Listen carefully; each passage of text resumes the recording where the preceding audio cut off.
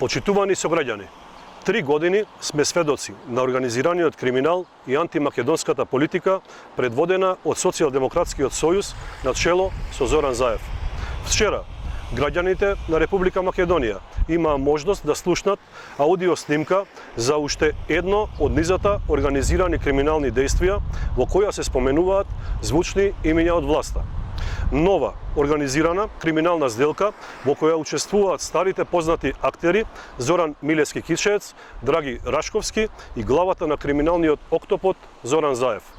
На аудио снимката се слуша дека бизнисмен исплатил 300.000 евра на генералниот секретар на владата Драги Рашковски за да го добие просторот на шумарско-индустријскиот комбинат Јелак, кој се простира на неколку илјади квадратни метри во непосредна близина на центарот на Тетово. Сомнеш дека владата е инволвирана во ова организирана криминална сделка е фактот дека на 115-та седница на влада одржана на 15.1.2019 година како 120 точка било разгледувана информација за имотот од стечајна постапка од должникот ШИК Јелак АД Тетово. Владата ја усвоила информацијата и донела одлука за давање на согласност преку нотар да се понуди дел од деловниот простор на другите сопственици. Намерата на власта за криминална распродажба на имотот на Република Македонија беше осуетена од советничката група на ВМРО ДПМН во општина Тетово.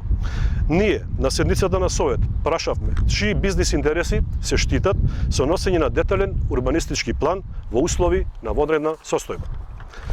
Почитувани граѓани, распродажбата која Зоран Заев ја започна со името, јазикот, идентитетот и историјата завршува со распродажба на имотот на Република Македонија само заради лични интереси и богатење преку грбот на граѓаните. На оваа тотална распродажба на минатото, сегашноста и иднината на Република Македонија мора да и се стави крај, а крајот ќе дојде на 15 јули.